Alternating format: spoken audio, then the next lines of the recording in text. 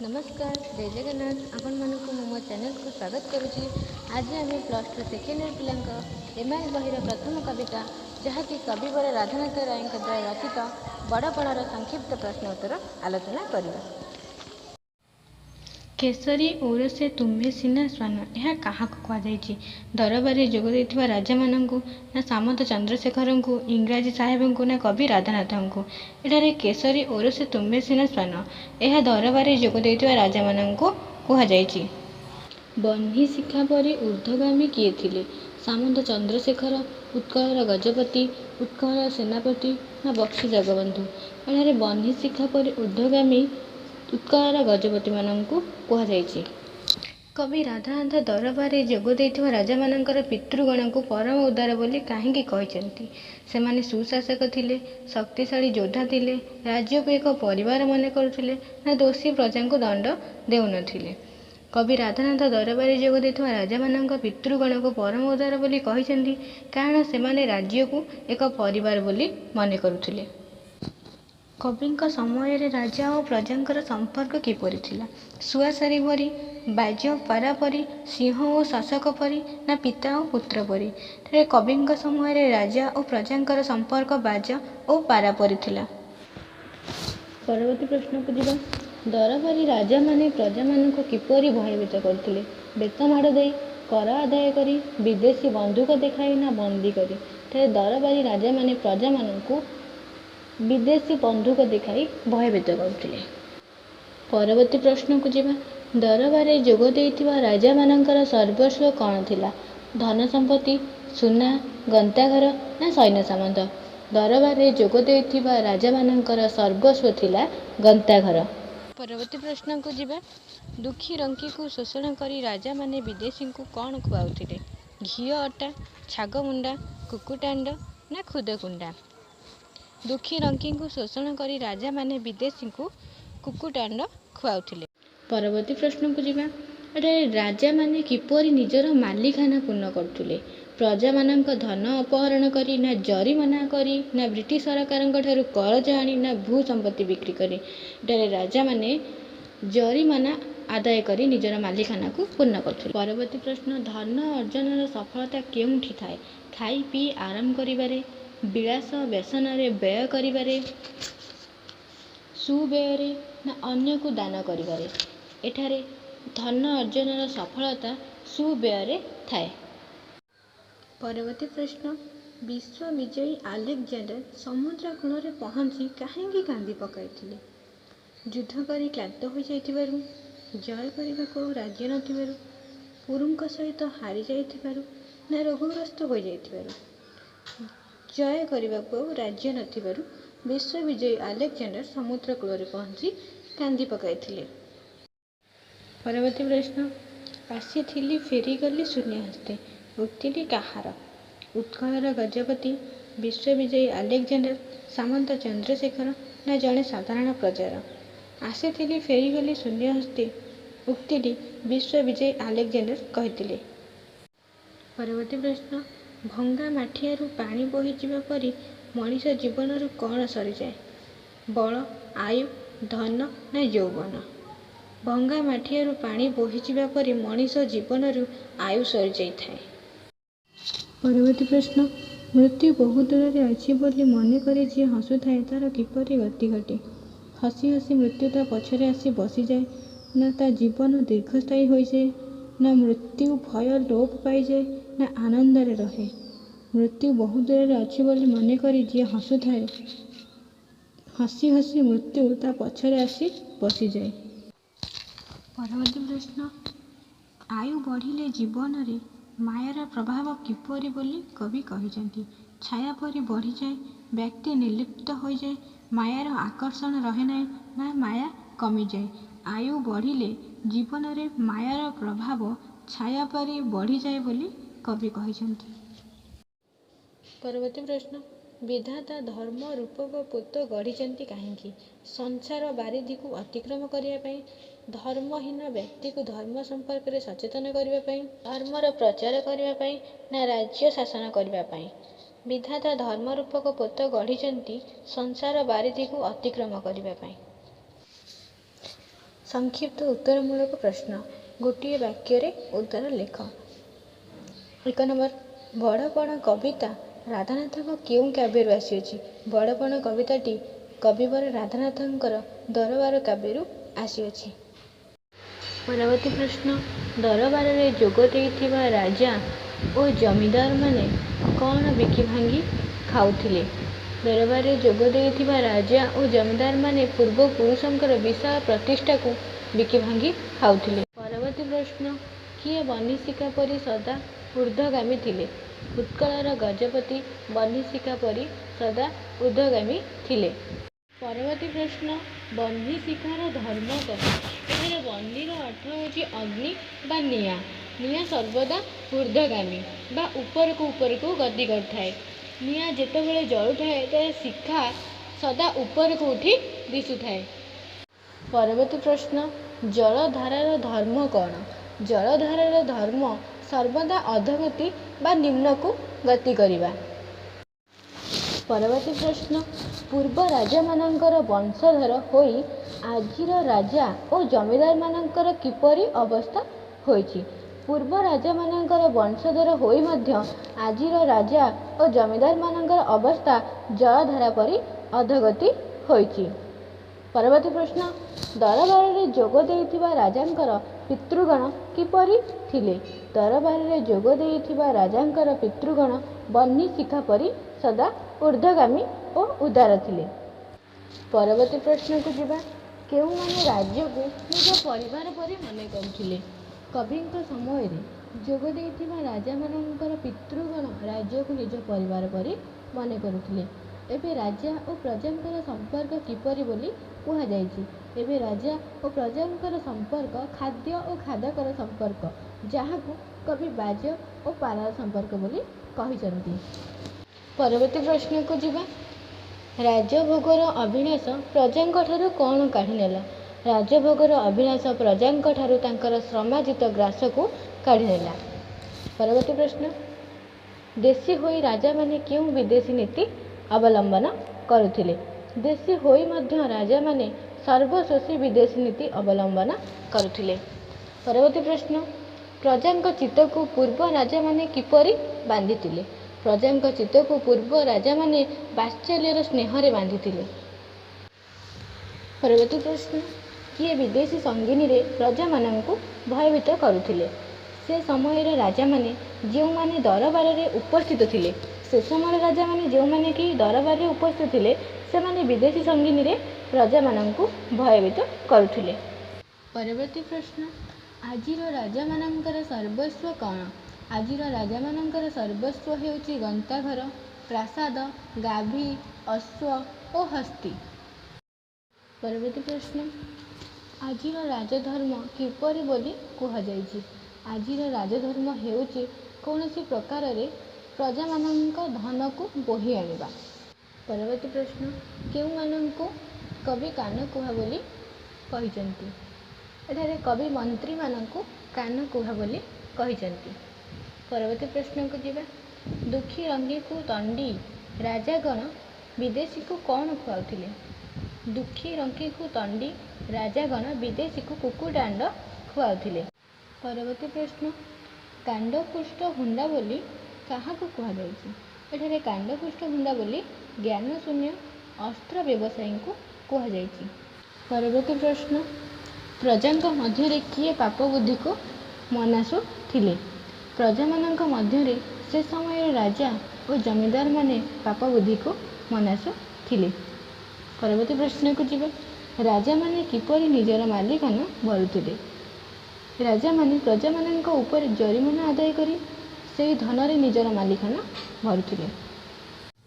ପରବର୍ତ୍ତୀ ପ୍ରଶ୍ନ, କେଉଁ ଚିନ୍ତା ବିନା ରାଜାମାନଙ୍କର ଅନ୍ୟ ଚିନ୍ତା ନଥିଲା? ଏଠାରେ ଧନ ଚିନ୍ତା ବିନା ରାଜାମାନଙ୍କର ଅନ୍ୟ ଚିନ୍ତା ନଥିଲା।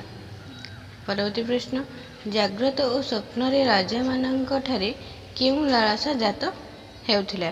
ଜାଗ୍ରତ ଓ ସ୍ୱପ୍ନରେ ରାଜାମାନଙ୍କଠାରେ ଧନର ଲାଳସା ଜାତ ହେଉଥିଲା। ପ୍ରଶ୍ନ, ଧର୍ମର ସାଫଲ୍ୟ କେଉଁଥିରେ ଥାଏ? ଧର୍ମର ସାଫଲ୍ୟ ସୁବ୍ୟୟରେ ଥାଏ। ପରବର୍ତ୍ତୀ ପ୍ରଶ୍ନ, କିଏ ଧନକୁ ଜଗି ବସିଥାଏ? ଧନକୁ ଧନର ରାଜା ଯକ୍ଷ ଜଗି ବସିଥାଏ। ପରବର୍ତ୍ତୀ ପ୍ରଶ୍ନ, ରାଧାନାଥ କାହାକୁ ସ୍କନ୍ଦର ବୋଲି କହିଛନ୍ତି? ଏଠାରେ ରାଧାନାଥ ଗ୍ରୀକ୍ ବୀର ଆଲେକଜାଣ୍ଡରଙ୍କୁ ସ୍କନ୍ଦର ବୋଲି କହିଛନ୍ତି। ପରବର୍ତ୍ତୀ ପ୍ରଶ୍ନ, ସ୍କନ୍ଦର କାହିଁକି କାନ୍ଦୁଥିଲେ? କାହିଁକି ନା ଜିଣିବାକୁ ବା ଜିତିବାକୁ ଆଉ ଧରାଖଣ୍ଡ ନଥିବାରୁ ସ୍କନ୍ଦର କାନ୍ଦୁଥିଲେ। ପରବର୍ତ୍ତୀ ପ୍ରଶ୍ନ, ଆସିଥିଲି ଫେରିଗଲି ଶୂନ୍ୟ ହସ୍ତେ କିଏ କହିଛନ୍ତି? ଏଠାରେ ଆସିଥିଲି ଫେରିଗଲି ଶୂନ୍ୟ ହସ୍ତେ ବିଶ୍ୱବିଜୟୀ ଆଲେକଜାଣ୍ଡର ବା ସ୍କନ୍ଦର କହିଛନ୍ତି। ପରବର୍ତ୍ତୀ ପ୍ରଶ୍ନ, ଲକ୍ଷ୍ୟ ଶୋଷୀ ବୋଲି କାହାକୁ କୁହାଯାଇଛି? ଏଠାରେ ଲକ୍ଷ୍ୟ ଶୋଷୀ ବୋଲି ସେ ସମୟର ରାଜା, ଜମିଦାର ଗୋଷ୍ଠୀ ଯେଉଁମାନେ ନିଜକୁ ଲକ୍ଷ୍ୟପୋଷୀ ବୋଲି କହୁଛନ୍ତି ସେଇମାନଙ୍କୁ ଲକ୍ଷ୍ୟ ଶୋଷୀ ବୋଲି କୁହାଯାଇଛି। ପରବର୍ତ୍ତୀ ପ୍ରଶ୍ନ, ରାଜା ଓ ଜମିଦାରମାନେ କାହିଁକି ପ୍ରଜାଙ୍କୁ ଶୋଷଣ କରନ୍ତି? ରାଜା ଓ ଜମିଦାରମାନେ ଗଣିକ, ଓକିଲ, ଛାମୁଆ ମାନଙ୍କୁ ପୋଷଣ କରିବା ଲାଗି ପ୍ରଜାମାନଙ୍କୁ ଶୋଷଣ କରିଥାନ୍ତି। ପରବର୍ତ୍ତୀ ପ୍ରଶ୍ନ, ପାପବିତ୍ତ କିପରି ଅର୍ଜିତ ହୁଏ? ପାପବିତ୍ତ ପ୍ରଜାଙ୍କର ରକ୍ତ, ସ୍ୱେଦ, ଲୋତକରେ ଅର୍ଜିତ ଧନରାଶି ଲଣ୍ଠନ ଦ୍ୱାରା ଅର୍ଜିତ ହୋଇଥାଏ। ପରବର୍ତ୍ତୀ ପ୍ରଶ୍ନ, ଭଙ୍ଗା ମାଠିଆରୁ ପାଣି ବୋହିଗଲା ପରି କ'ଣ ପ୍ରତି କ୍ଷଣରେ ବୋହିଯାଉଅଛି? ଏଠାରେ ଭଙ୍ଗା ମାଠିଆରୁ ପାଣି ବୋହିଗଲା ପରି ଶରୀରରୁ ଆୟୁ ପ୍ରତିକ୍ଷଣ ବୋହିଯାଉଅଛି। ପରବର୍ତ୍ତୀ ପ୍ରଶ୍ନକୁ ଯିବା, କାଳ କିପରି? କାଳ ହେଉଛି କ୍ରୂର ବା ବଡ଼ ଅବିଶ୍ୱାସୀ। ପରବର୍ତ୍ତୀ ପ୍ରଶ୍ନ, କାହାକୁ ଅବିଶ୍ୱାସୀ ବୋଲି କୁହାଯାଇଛି? ଏଠାରେ କାଳକୁ ଅବିଶ୍ୱାସୀ ବୋଲି କୁହାଯାଇଛି। ପରବର୍ତ୍ତୀ ପ୍ରଶ୍ନ, କିଏ ହଠାତ୍ ଆସି ହାବୁଡ଼ି ଯିବ ବୋଲି କୁହାଯାଇଛି? କ୍ରୂର କାଳ ହଠାତ୍ ଆସି ହାବୁଡ଼ି ଯିବ ବୋଲି କୁହାଯାଇଛି। ପରବର୍ତ୍ତୀ ପ୍ରଶ୍ନ, କାହା ପଛରେ କାଳ ଲୁଚି ବସିଥାଏ? କାଳ ଦୂରରେ ଅଛି, ଏହା ବିଚାର କରି ଯିଏ ହସୁଥାଏ କାଳ ଆସି ତା ପଛରେ ଲୁଚି ବସିଥାଏ। ପରବର୍ତ୍ତୀ ପ୍ରଶ୍ନ, ଛାୟା କେତେବେଳେ ବଢ଼ିଯାଏ? ସୂର୍ଯ୍ୟ ଯେତେ ଯେତେ ପଶ୍ଚିମ ଦିଗକୁ ଯାଆନ୍ତି ବା ସମୟ ଯେତେବେଳେ ବଢ଼ିଯାଏ ସେତେବେଳେ ଛାୟା ବଢ଼ିଯାଏ। ପରବର୍ତ୍ତୀ ପ୍ରଶ୍ନ, ରାଧାନାଥ ମାୟାକୁ କାହା ସହିତ ତୁଳନା କରିଛନ୍ତି? ଏଠାରେ ରାଧାନାଥ ମାୟାକୁ ଛାୟା ସହିତ ତୁଳନା କରିଛନ୍ତି। ପରବର୍ତ୍ତୀ ପ୍ରଶ୍ନ, ମାୟାର ଚେର ଭେଦିଗଲେ କି କ୍ଷତି ହୁଏ? ମାୟାର ଚେର ଭେଦିଗଲେ ଅନ୍ତକ ସେତିକି ରଗଡ଼ି ଝିଙ୍କିଥାଏ। ପରବର୍ତ୍ତୀ ପ୍ରଶ୍ନ, ଅନ୍ତକ କିଏ? ଅନ୍ତକ ହେଉଛି ମୃତ୍ୟୁ ଦେବତା ଯମ। ପରବର୍ତ୍ତୀ ପ୍ରଶ୍ନ, ବେଳ ଥାଉ ଥାଉ କ'ଣ ଅର୍ଜନ କରିବାକୁ କବି ପରାମର୍ଶ ଦେଇଛନ୍ତି? ଏଠାରେ କବି ବେଳ ଥାଉ ଥାଉ ଧର୍ମ ଅର୍ଜନ କରିବା ପାଇଁ ପରାମର୍ଶ ଦେଇଛନ୍ତି। ପରବର୍ତ୍ତୀ ପ୍ରଶ୍ନ, ସଂସାରରେ ଜନ୍ମ ଫଳରୁ କ'ଣ ମିଳେ? ସଂସାରରେ ଜନ୍ମ ଫଳରୁ ବଡ଼ପଣ ମିଳିଥାଏ। ପରବର୍ତ୍ତୀ ପ୍ରଶ୍ନ, ବଡ଼ପଣ କିପରି ଚିରସ୍ଥାୟୀ ହୁଏ? ବଡ଼ପଣ ଧର୍ମ ଫଳରୁ ହିଁ ଚିରସ୍ଥାୟୀ ହୋଇଥାଏ। ପରବର୍ତ୍ତୀ ପ୍ରଶ୍ନ, ବିଧାତା କି ପୋତ ଗଢ଼ିଛନ୍ତି? ଏଠାରେ ବିଧାତା ଧର୍ମର ପୋତ ଗଢ଼ିଛନ୍ତି। ପରବର୍ତ୍ତୀ ପ୍ରଶ୍ନ, ଭଗବାନ କାହିଁକି ଧର୍ମର ପୋତ ଗଢ଼ିଛନ୍ତି? ଭଗବାନ ସଂସାର ବାରିଧିକୁ ତରିବା ପାଇଁ ଧର୍ମପୋତ ଗଢ଼ିଛନ୍ତି। ପରବର୍ତ୍ତୀ ପ୍ରଶ୍ନ, ସଂସାରକୁ କବି କାହା ସହିତ ତୁଳନା କରିଛନ୍ତି? ଏଠାରେ କବି ସଂସାରକୁ ବାରିଧି ବା ସମୁଦ୍ର ସହିତ ତୁଳନା କରିଛନ୍ତି। ପରବର୍ତ୍ତୀ ପ୍ରଶ୍ନ, ସଂସାରରେ ମହତ ପଣିଆ କ'ଣ? ଏ ସଂସାରରେ ମହତ ପଣିଆ ହେଉଛି ଧର୍ମ। ପରବର୍ତ୍ତୀ ପ୍ରଶ୍ନ, ସଂସାରର ସବୁ ବଡ଼ପଣକୁ କବି କ'ଣ ବୋଲି କହିଛନ୍ତି? ସଂସାରର ସବୁ ବଡ଼ପଣକୁ କବି ଅଢ଼େଇ ଦିନିଆ ବୋଲି କହିଛନ୍ତି। ପରବର୍ତ୍ତୀ ପ୍ରଶ୍ନ, ଦ୍ୱିଲୋକ ସାଧିନୀ ବୋଲି କବି କାହାକୁ କହିଛନ୍ତି? ଧର୍ମ ରୂପକ ବଡ଼ପଣକୁ କବି ଦ୍ୱିଲୋକ ସାଧିନୀ ବୋଲି କହିଛନ୍ତି। ପରବର୍ତ୍ତୀ ପ୍ରଶ୍ନ, କେଉଁ ବଡ଼ପଣରେ ମତି ବଳିବାକୁ କବି ପରାମର୍ଶ ଦେଇଛନ୍ତି? ଯେଉଁ ବଡ଼ପଣ ଦୁଇ ଲୋକର ହିତ ସାଧନ କରେ ଏବଂ ଯାହା ପାଖକୁ କାଳ ପ୍ରବେଶ କରିପାରେ ନାହିଁ ସେହି ବଡ଼ପଣରେ ମନ ବଳେଇବାକୁ କବି ପରାମର୍ଶ ଦେଇଛନ୍ତି। ପରବର୍ତ୍ତୀ ପ୍ରଶ୍ନ, କେଉଁଥିରେ ମନ ବାହୁଡ଼ାଇ ନେବା ପାଇଁ କବି ରାଜାମାନଙ୍କୁ ପରାମର୍ଶ ଦେଇଛନ୍ତି? ମୂଲ୍ୟହୀନ ବଡ଼ପଣର ଲାଳସାରୁ ମନ ବାହୁଡ଼ାଇବା ପାଇଁ କବି ରାଜାମାନଙ୍କୁ ପରାମର୍ଶ ଦେଇଛନ୍ତି। ପରବର୍ତ୍ତୀ ପ୍ରଶ୍ନ, ନିଜେ ଉଚ୍ଚ ହୋଇ କ'ଣ ଲାଭ କରିବାକୁ କବି ରାଜାମାନଙ୍କୁ परामर्श देइचंती। एठारे कवि राजा मानक परामर्श देइचंती कि निजे उच्च होई उच्चतर गति अर्थात बड़पण लाभ करबा पई। एबे आमे 2 नंबर विशिष्ट प्रश्न उत्तर आलोचना करिबा। एठारे लेखा और लेखकक सूचना पई 1 नंबर एवं उत्तर पई 1 नंबर रहिबा। एबे आमे प्रथम प्रश्न को जिबा। कवि राधानाथ केउ मानकु केसरी ओरसी स्वान बोली कहिजंती। कविता बड़पण कवि कविवर राधानाथ राय। से समय राजा और जमींदार मानकु कवि राधानाथ व्यंग करी केसरी ओरसी स्वान बोली कहिजंती। परवर्ती प्रश्न पूर्व पुरुषर विशाल प्रतिष्ठा को कवि समय राजा माने किपरि नष्ट करथिले। कविता बड़पण कवि कविवर राधानाथ राय। पूर्व पुरुषर विशाल प्रतिष्ठा को कवि समय राजा माने न बढ़ाई बरं ताकू बिकी भांगी खाउथिले एवं बढ़ाई देखाई बा अहंकार देखाई नष्ट करी दौथिले। परवर्ती प्रश्न को जिबा। बन्ही शिखा परी सदा ऊर्ध्वगामी कहा उद्देश्य रे कुहा जायछि। कविता बड़पण कवि कविवर राधानाथ राय। एठारे बन्ही शिखा परी सदा ऊर्ध्वगामी अतीत उत्कलर यशस्वी राजा मानक उद्देश्य रे कुहा जायछि। परवर्ती प्रश्न प्राचीन ओडिशार राजा माने किपरि उदार थिले। कविता बड़पण कवि कविवर राधानाथ राय। प्राचीन ओडिशार राजा माने राज्य को निजर परिवार परि माने करथिले एवं से माने परम उदार भाव देखाउथिले। परवर्ती प्रश्न को जिबा। राजा और प्रजा मानक मध्य प्राचीन संपर्क किपरि थिला। कविता बड़पण कवि कविवर राधानाथ राय। राजा और प्रजा मानक मध्य प्राचीन संपर्क अत्यंत उत्तम थिला जहाँ को कवि सुधार बोली कहिचंती। परवर्ती प्रश्न कहा कहार संपर्क को बाज और पारार संपर्क बोली कुहा जायछि। कविता बड़पण कवि कविवर राधानाथ राय। एठारे कवि समकालीन राजा और प्रजा संपर्क को बाज और पारार संपर्क बोली कुहा जायछि। परवर्ती प्रश्न प्रजा सामाजिक ग्रास किए काढ़ी नेछि।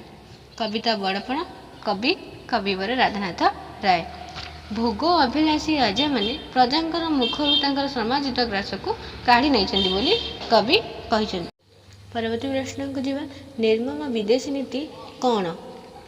कविता बड़पण कवि कविवर राधानाथ राय। निर्मम विदेशी नीति होची प्रजा मानंकु सबु भाबरे शोषण करिबा। परवर्ती प्रश्न को जिबा। देशी राजा माने किपरि विदेशी नीति आपणाउ थिले।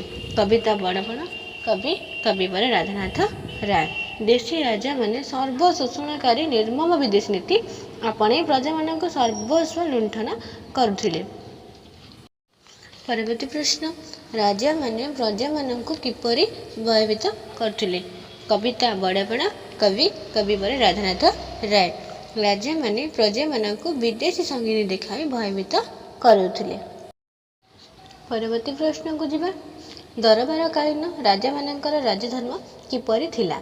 कविता बड़पण कवि कविवर राधानाथ राय। दरबार कालीन राजांकर राजधर्म थिला प्रजा मानकर धन को कौनसी प्रकार रे बोही नेबा। परवर्ती प्रश्न राजा माने विदेशी को किपरि कुकुटांड खुआउथिले। कविता बड़पण कवि कविवर राधानाथ राय। राजा माने दुखी रंकी अरक्षित और विधवा मानक शोषण करी विदेशी को कुकुटांड खुआउथिले। परवर्ती प्रश्न राजा माने कौन पाई टाकी रहिथिले बोली कुहा जायछि। कविता बड़पण कवि कविवर राधानाथ राय। राजा माने प्रजा मानक ऊपर जोरी मना करी सही धन रे निजर मालिकाना पूर्ण करिया पई टाकी रहिथिले। परवर्ती प्रश्न को जिबा। धन अर्जन प्रकृत सुफल किपरि मिले बोली कवि कहिजंती। कविता बड़पण कवि कविवर राधानाथ राय। धन अर्जन प्रकृत सुफल केवल सुव्यय ही मिली थाए बोली कवि कहिजंती। परवर्ती प्रश्न को जिबा। मनुष्यर मृत्यु पर तार अर्जित धनर की परिणति हुए। कविता बड़पण कवि कविवर राधानाथ राय। मनुष्यर मृत्यु पर तार अर्जित धन को से सांगरे नहीं करी जाए नहीं सब किछि सेमती पड़ी रही है। परवर्ती प्रश्न को जिबा। विश्व विजयी अलेक्जेंडर कहीं अश्रुसिक्त खंड କରିଥିଲେ। କବିତା ବଡ଼ପଣ କବି କବିବର ରାଧାନାଥ ରାୟ। ବିଶ୍ୱବିଜୟୀ ଆଲେକଜାଣ୍ଡର ଜୟ କରିବାକୁ ଆଉ କୌଣସି ଧରାଖଣ୍ଡ ନଥିବାରୁ ଅଶ୍ରୁସିକ୍ତକାଣ୍ଡ କରିଥିଲେ ଅର୍ଥାତ୍ କାନ୍ଦି ପକାଇଥିଲେ। ପରବର୍ତ୍ତୀ ପ୍ରଶ୍ନକୁ ଯିବା। ଆସିଥିଲି ଫେରିଗଲି ଶୂନ୍ୟହସ୍ତେ କିଏ କେତେବେଳେ କହିଥିଲେ? କବିତା ବଡ଼ପଣ କବି କବିବର ରାଧାନାଥ ରାୟ। ବିଶ୍ୱବିଜୟୀ ଗ୍ରୀକ୍ ବୀର ଆଲେକଜାଣ୍ଡର ଏକଥା ମୃତ୍ୟୁ ପୂର୍ବରୁ ନିଜର ସହଚରମାନଙ୍କୁ କହିଥିଲେ କି ତାଙ୍କ ମୃତ୍ୟୁ ପରେ କୋକେଇରେ ଶବ ନେଲାବେଳେ ଦୁଇ ହସ୍ତ ଦୁଇ ପାର୍ଶ୍ୱକୁ ଝୁଲାଇ ରଖିବାକୁ ସେ କହିଥିଲେ, ଯେଉଁଥିରୁ ଜଗତବାସୀ ଜାଣିବେ ଯେ ସେ ଶୂନ୍ୟ ହସ୍ତରେ ଆସିଥିଲେ ଏବଂ ଶୂନ୍ୟ ହସ୍ତରେ ଫେରିଗଲେ। ପରବର୍ତ୍ତୀ ପ୍ରଶ୍ନ। ରାଜାମାନେ ପ୍ରଜାମାନଙ୍କଠାରୁ ଶୋଷଣ କରି ଆଣୁଥିବା ବିତ୍ତ କିପରି ବ୍ୟୟ କରୁଥିଲେ? କବିତା ବଡ଼ପଣ କବି କବିବର ରାଧାନାଥ ରାୟ। ରାଜାମାନେ ପ୍ରଜାମାନଙ୍କଠୁ ଶୋଷଣ କରି ଆଣୁଥିବା ବିତ୍ତକୁ ଗଣିକା ଓକିଲ ଛାମୁଆମାନଙ୍କ ପୋଷଣରେ ବ୍ୟୟ କରୁଥିଲେ। ପରବର୍ତ୍ତୀ ପ୍ରଶ୍ନ। କବି କାହିଁକି କାଳକୁ ନିଷ୍ଠୁର ଓ ଅବିଶ୍ୱାସୀ ବୋଲି କହିଛନ୍ତି? କବିତା ବଡ଼ପଣ କବି କବିବର ରାଧାନାଥ ରାୟ। କବି କାଳକୁ ନିଷ୍ଠୁର ଓ ଅବିଶ୍ୱାସୀ ବୋଲି କହିଛନ୍ତି କାରଣ ଯେକୌଣସି ସମୟରେ କାଳ ଆସି ହାବୁଡ଼ି ଯାଇପାରେ। ପରବର୍ତ୍ତୀ ପ୍ରଶ୍ନ। ମାୟା ବଢ଼ିଲେ କ'ଣ ହୁଏ? କବିତା ବଡ଼ପଣ କବି କବିବର ରାଧାନାଥ ରାୟ। ମାୟା ବଢ଼ିଲେ ମାୟାର ଚେର ତଳକୁ ତଳକୁ ଭେଦିଥାଏ ଅର୍ଥାତ୍ ସାଂସାରିକ ବନ୍ଧନ ଦୃଢ଼ ହୋଇଥାଏ। ପରବର୍ତ୍ତୀ ପ୍ରଶ୍ନ। ଧର୍ମପୋତ କିଏ ଓ କାହିଁକି ଗଢ଼ିଛନ୍ତି? କବିତା ବଡ଼ପଣ କବି କବିବର ରାଧାନାଥ ରାୟ। ଧର୍ମପୋତକୁ ବିଧି ସଂସାର ବାରିଧିକୁ ତରିବା ପାଇଁ ଗଢ଼ିଛନ୍ତି। ପରବର୍ତ୍ତୀ ପ୍ରଶ୍ନ। ପ୍ରକୃତ ବଡ଼ପଣ କ'ଣ? କବିତା ବଡ଼ପଣ କବି କବିବର ରାଧାନାଥ ରାୟ। ପ୍ରକୃତ ବଡ଼ପଣ ହେଉଛି ଧର୍ମ ଯାହାକୁ କି କାଳ କବଳିତ କରିପାରେ ନାହିଁ ଓ ସେ ଦିଲୋକ ସାଧୀ ହୋଇଥାଏ। ପରବର୍ତ୍ତୀ ପ୍ରଶ୍ନ। ଉଚ୍ଚ ହୋଇ ଲଭ ଉଚ୍ଚତର ଗତି କିଏ କାହାକୁ କହିଛି? କବିତା ବଡ଼ପଣ କବି କବିବର ରାଧାନାଥ ରାୟ। କବି ସେ ସମୟର ରାଜାମାନଙ୍କୁ ଏ କଥା କହିଛନ୍ତି କାରଣ ରାଜାମାନେ ରାଜଧର୍ମରେ ମନ ଦେଇ ମହତ୍ କାର୍ଯ୍ୟ କରି ଉଚ୍ଚତର ଗତି ଲାଭ କରନ୍ତି ବୋଲି କବି ଇଚ୍ଛା ପ୍ରକାଶ କରିଛନ୍ତି। ଏବେ ଆମେ 3 ନମ୍ବର ବିଶିଷ୍ଟ ପ୍ରଶ୍ନର ଉତ୍ତର ଆଲୋଚନା କରିବା। ଏଠାରେ ଲେଖା ଓ ଲେଖକଙ୍କ ସୂଚନା ପାଇଁ 1 ନମ୍ବର ଏବଂ ଉତ୍ତର ପାଇଁ 2 ନମ୍ବର ରହିବ। ଏବେ ଆମେ ପ୍ରଥମ ପ୍ରଶ୍ନକୁ ଯିବା। ପୂର୍ବପୁରୁଷଙ୍କର ପ୍ରତିଷ୍ଠା ବିଷୟରେ କବି କି ସୂଚନା ଦେଇଛନ୍ତି? କବିତା ବଡ଼ପଣ କବି କବିବର ରାଧାନାଥ ରାୟ। ସେତେବେଳେ ଏକ ଦରବାର ଆୟୋଜିତ ହୋଇଥିଲା ଯେଉଁଠିକୁ କି ସେ ସମୟର ରାଜା ଓ ଜମିଦାରମାନେ ଆସିଥିଲେ, ଯେଉଁମାନେ କି ନିଜର ବଡ଼ ପଣିଆକୁ ଦେଖାଇ ହେଉଥିଲେ। ସେହିଭଳି ଦେଖାଇ ହେଉଥିବା ରାଜାମାନଙ୍କୁ ବ୍ୟଙ୍ଗ କରି କବି ସେମାନଙ୍କର ପୂର୍ବପୁରୁଷଙ୍କ ପ୍ରତିଷ୍ଠା ବିଷୟରେ ସୂଚନା ଦେଇଛନ୍ତି। ପୂର୍ବପୁରୁଷଙ୍କୁ କବି କେଶରୀ ବା ସିଂହ ସହିତ ତୁଳନା କରିଛନ୍ତି। ସେମାନଙ୍କର ପ୍ରତିଷ୍ଠା ଏତେ ବିଶାଳ ଥିଲା ଯାହାକୁ ପରବର୍ତ୍ତୀ ଦାୟଦମାନେ କେବଳ ବିକି ଭାଙ୍ଗି ଚଳି ଯାଉଥିଲେ। ପରବର୍ତ୍ତୀ ପ୍ରଶ୍ନକୁ ଯିବା। ଉତ୍କଳର ପୂର୍ବ ସମ୍ରାଟମାନଙ୍କର ପରିଚୟ କିପରି ଥିଲା? କବିତା ବଡ଼ପଣ କବି କବିବର ରାଧାନାଥ ରାୟ। ଉତ୍କଳର ପୂର୍ବ ସମ୍ରାଟମାନେ ସିଂହ ସଦୃଶ ପରାକ୍ରମୀ ଥିଲେ ଏବଂ ବିଶାଳ ସାମ୍ରାଜ୍ୟ ପ୍ରତିଷ୍ଠା କରିଥିଲେ। ବହ୍ନି ଶିଖା ସଦୃଶ ସେମାନେ ଉତ୍ତରୋତ୍ତର ଉନ୍ନତି କରୁଥିଲେ। ନିଜର ଉଦାରପଣ ହେତୁ ସେମାନେ ତାଙ୍କର ରାଜ୍ୟକୁ ଏକ ପରିବାର ସଦୃଶ ମନେ କରୁଥିଲେ ଏବଂ ପ୍ରଜାମାନଙ୍କୁ ତାଙ୍କ ବାତ୍ସଲ୍ୟର ସ୍ନେହରେ ବାନ୍ଧି ରଖୁଥିଲେ। ପରବର୍ତ୍ତୀ ପ୍ରଶ୍ନ। ରାଜ ପ୍ରଜା ଏବେ ହେଲେ ବାଜ୍ୟ ଓ ପାରା କେଉଁ ପ୍ରସଙ୍ଗରେ କୁହାଯାଇଛି? କବିତା ବଡ଼ପଣ କବି କବିବର ରାଧାନାଥ ରାୟ। କବି ଦରବାରରେ ଯୋଗ ଦେଇଥିବା ରାଜାମାନଙ୍କୁ ବ୍ୟଙ୍ଗ କରି ପୂର୍ବ ରାଜାମାନଙ୍କର ମହତ୍ତ୍ୱ ପ୍ରତିପାଦନ କରିଛନ୍ତି। ପୂର୍ବ ରାଜାମାନେ ରାଜ୍ୟକୁ ଏକ ପରିବାର ଭଳି ମନେ କରୁଥିଲେ ଏବଂ ପ୍ରଜାମାନଙ୍କର ମଙ୍ଗଳ ପାଇଁ ସଦା ତତ୍ପର ହେଉଥିଲେ। ମାତ୍ର ବର୍ତ୍ତମାନର ରାଜାମାନେ ପ୍ରଜାମାନଙ୍କୁ ବହୁତ ଭାବରେ ଶୋଷଣ କରୁଛନ୍ତି, ଯାହାକୁ କି କବି ଖାଦକ ଓ ଖାଦ୍ୟର ସମ୍ପର୍କ ବା ବାଜ୍ୟ ଓ ପାରାର ସମ୍ପର୍କ ସହିତ ତୁଳନା କରିଛନ୍ତି। ପରବର୍ତ୍ତୀ ପ୍ରଶ୍ନ। ଧନ ଅର୍ଜନ ଓ ଏହାର ସୁବ୍ୟୟ କିପରି ହୋଇପାରିବ ବୋଲି କବି ପରାମର୍ଶ ଦେଇଛନ୍ତି? କବିତା ବଡ଼ପଣ କବି କବିବର ରାଧାନାଥ ରାୟ। କବିଙ୍କ ସମୟରେ ଧନ ଲାଲସୀ ରାଜାମାନଙ୍କୁ ସେ ବ୍ୟଙ୍ଗ କରି କହିଛନ୍ତି, କେବଳ ଧନ ଅର୍ଜନ କଲେ କିଛି ଲାଭ ହୋଇନଥାଏ। କେବଳ ଯକ୍ଷ ପରି ଧନକୁ ଜଗିବାରେ କୌଣସି ଫଳ ମିଳିନଥାଏ। ଧନ ଅର୍ଜନ ସହିତ ଏହାର ସୁବ୍ୟୟରେ ତାର ସଫଳତା ମିଳିଥାଏ ବୋଲି କବି କହିଛନ୍ତି। ପ୍ରଜାମାନଙ୍କଠାରୁ ଆଦାୟ କରାଯାଉଥିବା ଧନ କେବଳ ସେମାନଙ୍କର ମଙ୍ଗଳ ପାଇଁ ବିନିଯୋଗ କଲେ ରାଜାମାନେ ପ୍ରତିଷ୍ଠା ଫେରି ପାଇବେ ବୋଲି କବି ସୂଚାଇ ଦେଇଛନ୍ତି। ପରବର୍ତ୍ତୀ ପ୍ରଶ୍ନ, ଆଲେକଜାଣ୍ଡରଙ୍କର ଶେଷ ଇଚ୍ଛା କ'ଣ ଥିଲା? କବିତା ବଡ଼ପଣା, କବି କବିବର ରାଧାନାଥ ରାୟ।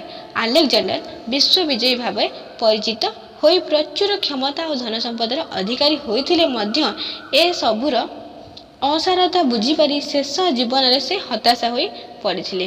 ସେ ମୃତ୍ୟୁ ସମୟରେ ନିଜର ଶେଷ ଇଚ୍ଛା ପ୍ରକାଶ କରି କହିଥିଲେ, ମୋ ପିଣ୍ଡରୁ ପ୍ରାଣପକ୍ଷୀ ଚାଲିଗଲା ପରେ ମୋର ଶବକୁ କୋକେଇରେ ନେଲାବେଳେ ଦୁଇ ପାଖକୁ ମୋର ହାତ ଝୁଲାଇ ଦେବ। ମୋର ଖାଲି ହାତକୁ ଦେଖି ଜଗତ ଲୋକ ଜାଣିବେ ମୁଁ ଶୂନ୍ୟ ହସ୍ତରେ ଆସିଥିଲି ଏବଂ ଶୂନ୍ୟ ହସ୍ତରେ ମଧ୍ୟ ଫେରିଗଲି।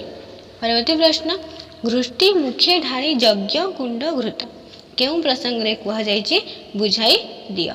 କବିତା ବଡ଼ପଣା, କବି କବିବର ରାଧାନାଥ ରାୟ। କବି ସେ ସମୟର ରାଜା ଯେଉଁମାନେ କି ଦରବାରରେ ନିଜର ବଡ଼ପଣିଆକୁ ଦେଖାଇ ହେଉଥିଲେ ସେମାନଙ୍କୁ ବ୍ୟଙ୍ଗ କରି କହିଛନ୍ତି, ପ୍ରଜାଙ୍କୁ ଶୋଷଣ କରି ରାଜାମାନେ ଯେଉଁ ଧର୍ମ ଲୁଣ୍ଠି ନେଉଛନ୍ତି ତାହାକୁ ସେମାନେ ଗଣିକା, ଓକିଲ, ଛାମୁଆଙ୍କ ପୋଷଣରେ ବ୍ୟୟ କରୁଛନ୍ତି। ପାପ ଅର୍ଜିତ ଧନକୁ ପ୍ରାୟଶ୍ଚିତ୍ତରେ ବ୍ୟୟ ନ କରି ଏଭଳି ବ୍ୟୟ କରିବା ଦ୍ୱାରା ସେମାନେ ଅଧିକ ପାପ ଅର୍ଜନ କରୁଛନ୍ତି। ଏହା ଯଜ୍ଞରେ ବ୍ୟବହାର କରାଯିବାକୁ ଥିବା ଘୃତ ବା ଘିଅକୁ ଘୁଷୁରୀ ମୁଖରେ ଢାଳିବା ସଦୃଶ ବୋଲି କବି ଆକ୍ଷେପ କରି କହିଛନ୍ତି। ପରବର୍ତ୍ତୀ ପ୍ରଶ୍ନ, ରାଜା ଓ ଜମିଦାରଙ୍କର ଅର୍ଥ କିପରି ଅପବ୍ୟୟିତ ହେଉଥିଲା ବୋଲି କବି ଉଲ୍ଲେଖ କରିଛନ୍ତି। କବିତା ବଡ଼ପଣା, କବି କବିବର ରାଧାନାଥ ରାୟ। ଦରବାରରେ ନିଜର ବଡ଼ପଣ ଦେଖାଇ ହେଉଥିବା ରାଜା ଓ ଜମିଦାରମାନଙ୍କୁ କବି ସଚେତନ କରାଇବା ସଙ୍ଗେ ସଙ୍ଗେ ବ୍ୟଙ୍ଗାତ୍ମକ ଭାବ ପ୍ରକାଶ କରିଛନ୍ତି। ସେ ସମୟର ରାଜା ଓ ଜମିଦାରମାନେ ପ୍ରଜାଙ୍କର ଧନକୁ ବହୁ ଭାବରେ ଶୋଷଣ କରି ତାହାକୁ ଗଣିକା, ଓକିଲ ଓ ଛାମୁଆଙ୍କ ପୋଷଣରେ ଅପବ୍ୟୟିତ କରୁଥିଲେ ବୋଲି କବି କହିଛନ୍ତି। ପରବର୍ତ୍ତୀ ପ୍ରଶ୍ନ, ମଣିଷ ଜୀବନରେ କାଳର ମହତ୍ତ୍ୱକୁ କବି କିପରି ବର୍ଣ୍ଣନା କରିଛନ୍ତି।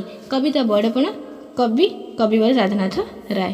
ମଣିଷ ଜୀବନରେ କାଳର ଉପସ୍ଥିତିକୁ କବି ସୁନ୍ଦର ଭାବରେ ପ୍ରକାଶ କରିଛନ୍ତି। କାଳ ହେଉଛି ବଡ଼ କ୍ରୂର ଓ ଅବିଶ୍ୱାସୀ।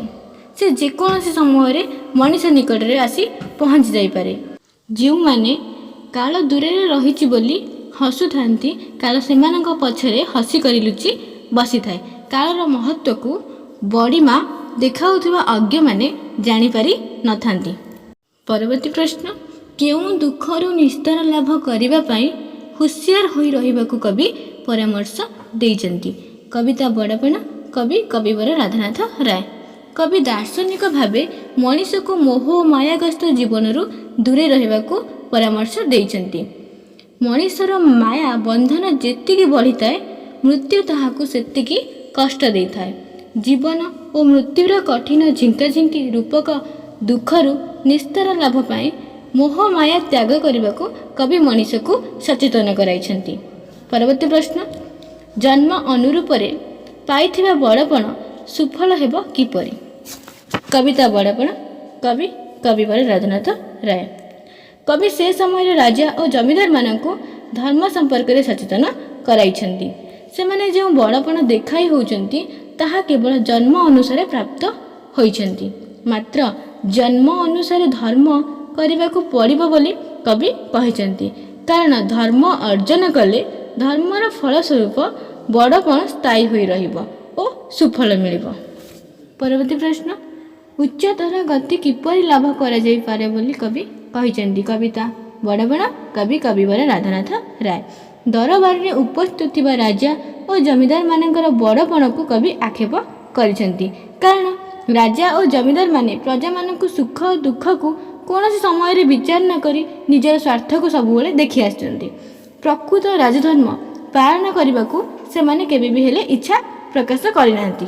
କବି ସେମାନଙ୍କୁ ନିଜର କର୍ତ୍ତବ୍ୟ ବିଷୟରେ ସଚେତନ ହୋଇ ରାଜଧର୍ମ ପାଳନ କରିବାକୁ କହିଛନ୍ତି, ଯାହାଦ୍ୱାରା ସେମାନେ ଉଚ୍ଚତର ଗତି ଲାଭ କରିପାରିବେ। ପରବର୍ତ୍ତୀ ପ୍ରଶ୍ନ, ବଡ଼ପଣ ନିନ୍ଦା କହିବାର ଯଥାର୍ଥତା କ'ଣ ବିଚାର କର। କବିତା ବଡ଼ପଣା, କବି କବିବର ରାଧାନାଥ ରାୟ। ପ୍ରକୃତ ବଡ଼ପଣ ଧର୍ମ କାର୍ଯ୍ୟ ସାଧନ ଦ୍ୱାରା ଅର୍ଜିତ ପୁଣ୍ୟରୁ ମିଳିଥାଏ, ଯାହା ମଣିଷକୁ ଯଶଶୀଳ ଓ ମହୀୟାନ କରିଥାଏ। ସେ ବଡ଼ପଣକୁ କ୍ରୂର କାଳ ଗ୍ରାସ କରିପାରେ ନାହିଁ।